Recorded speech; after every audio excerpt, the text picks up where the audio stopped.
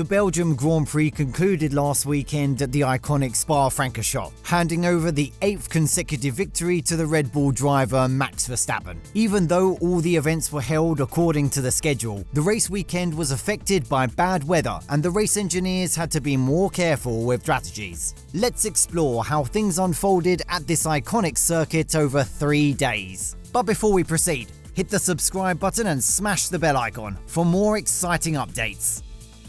As predicted early, the Belgium GP weekend started with a rain-affected qualifying session that prevented the teams from getting the maximum benefit of the one and only practice session of the weekend. After a 10-minute run, rain arrived at the circuit and only 6 drivers were able to set a lap time. Then they waited 7 more minutes as the intensity of the rain decreased and entered the circuit with intermediate tyre sets. Carlos Sainz was the fastest of the session on intermediate rubber, beating the next fastest driver Piastri by half a second.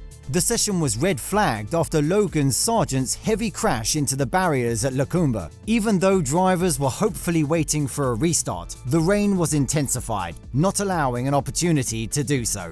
Qualifying for Sunday's main race was held in the evening, and teams went into that session with no clear idea about the performance of the rival teams as the practice session was held in wet conditions. As usual, Verstappen claimed the pole after a tough fight with Ferrari's Leclerc since Q1, but the championship leader had to face a 5-place grid penalty as he got some gearbox components exceeding the allocated limit.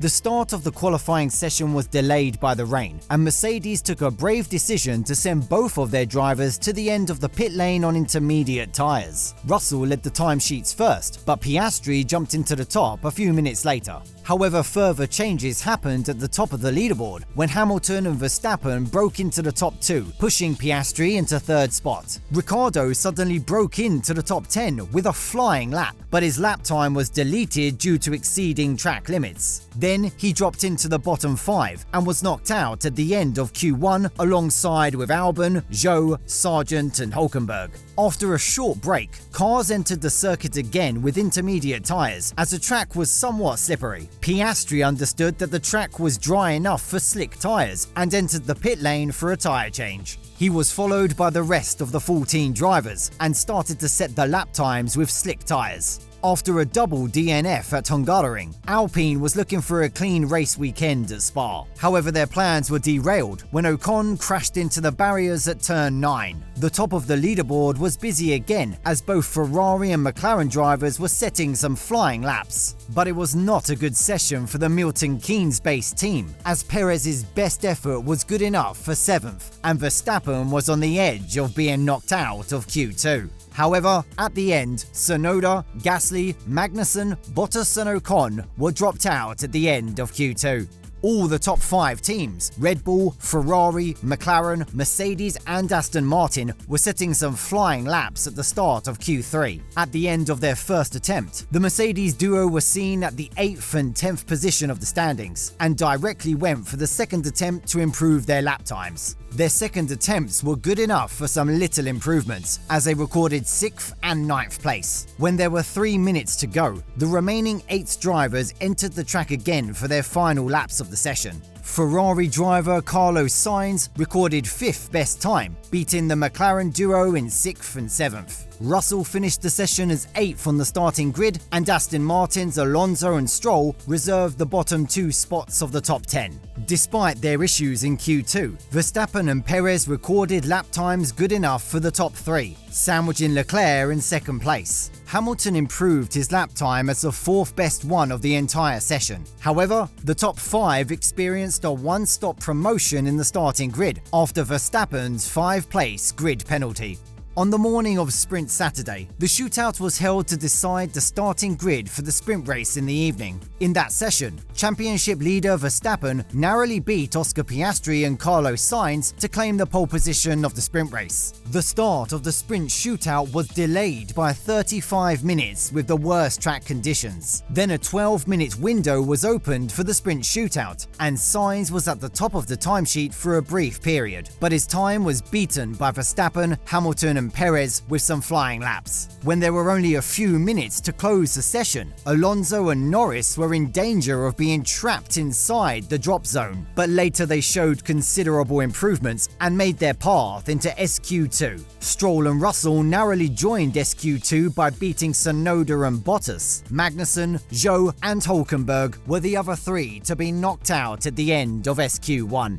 In SQ2, Sargent spun at turn 15, bringing yellow flags to the session, but this time, the American driver was lucky to save his machine from considerable damage. After all, being clear to set a competitive time, Verstappen directly went to the top of the timesheets, beating Hamilton by 0.6 of a second. Aston Martin gambled in SQ2 after putting medium rubber on their cars. However, that decision proved to be costly within a few minutes, as Stroll ended up in the barriers at turn 9, bringing a red flag to the session. As there was no time for a session restart, the top 10 before the crash remained unchanged. So Ricciardo, Albon, Sargent, Stroll and Alonso missed the opportunity of getting selected into the final session of the shootout. As the track was dry enough, drivers started the final session with soft rubber. Hamilton was the first to top the timesheets at the end of the first round of laps. The track was turning better and better with time, and Perez went fastest, despite the heavy traffic at the bus stop chicane. However, his time was beaten by Verstappen, Piastri, Sainz, Leclerc and Norris, reserving the top 5 positions of the starting grid. Gasly was 6th, ahead of Hamilton, who wasn't able to show any improvement in the final attempt. Perez, Ocon and Russell reserved the last 3 spots at the end of SQ3.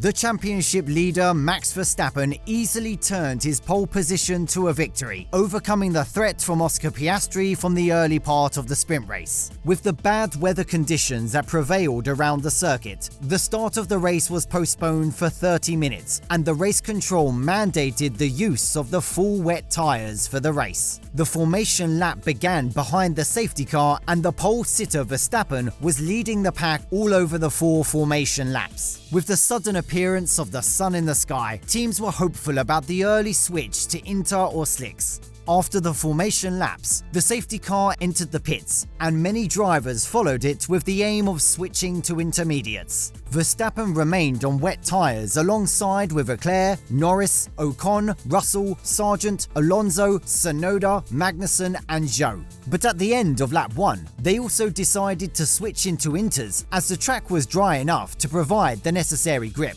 With that advantage, Piastri took the lead of the race by beating the pole sitter by half a second. On lap 3, Alonso lost control of his Aston Martin and spun at turn 11 and experienced a ride through the gravel, ending his sprint race. At that moment, Verstappen was ready to make an attack on Piastri, but he had to postpone his plan until the track was clear for racing. The safety car was deployed till lap 5, and Piastri was leading the pack. However, he was suddenly passed by Verstappen down the Kemmel Straight immediately after the race restart. Gasly was comfortable on 3rd, as there was a heavy fight between Hamilton and Perez for 4th. Then they came into contact, damaging the front wing and side pod of Perez. The Red Bull driver was dropping in the order with the damage and was beaten by Sainz and Leclerc. He experienced a little trip through the gravel at Stavolo and further dropped behind Norris and Ricciardo, who were searching for points. After clearing Piastri, Verstappen unleashed the full power of the RB19, improving his gap with the rest of the pack. Gasly gave a very important podium for the Enstone-based team that experienced double DNF during the last weekend in Hungary. Hamilton was given a 5-second penalty for causing the collision with Perez and dropped below Norris to 7th in the final standings. Russell made some late moves against Ocon and Ricciardo to claim the final point of the sprint race.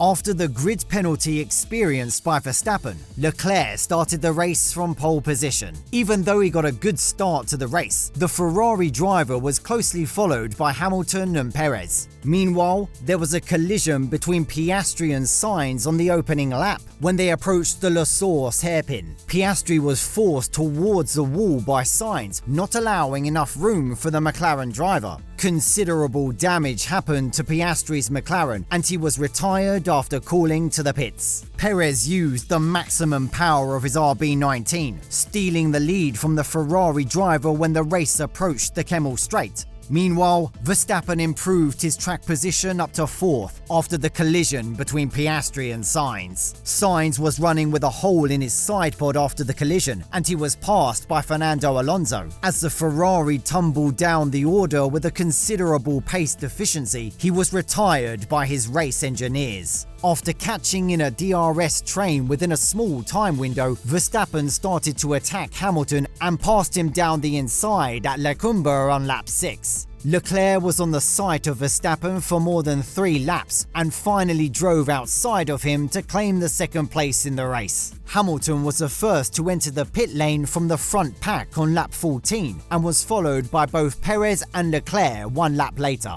In the next lap, Verstappen also decided to take a fresh set of rubber. Verstappen was then able to pass his teammate to become the race leader with the help of DRS on lap 16. Meanwhile, in the middle part of the pack, Russell passed Stroll for 6th on lap 17, and later he was further passed by Gasly and Tsunoda before pitting a new set of soft rubber. The risk of rain arose on lap 18 as a light rain passed through the track area. Verstappen, who was running on slick tyres, lost control of his car as the track was somewhat slippery. Every team was ready with inters as the rain was intensifying. However, rain moved away from the circuit and the decision to switch to inters was cancelled. When there were 16 laps to go, Hamilton pitted for soft rubber and Leclerc followed his strategy 1 lap later. Both the Red Bulls entered the pit for a final tyre change, and Verstappen rejoined the track with a 9-second advantage, and he was able to improve it to 22 seconds at the end of the race. Behind Verstappen, Perez crossed the line as second in the final standings. After facing a tough challenge from Hamilton, Leclerc was able to secure the final podium spot. Behind Hamilton, remaining drivers Alonso, Russell, Norris and Ocon secured their spots up to 8th in the final standings.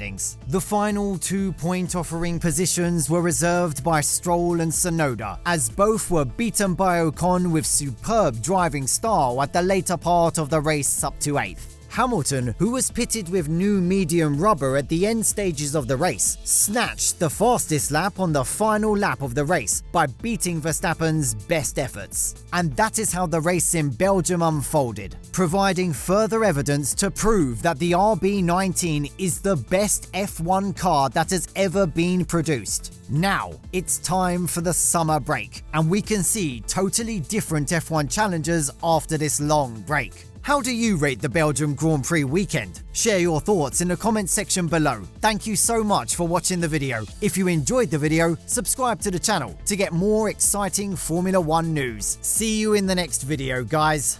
Goodbye.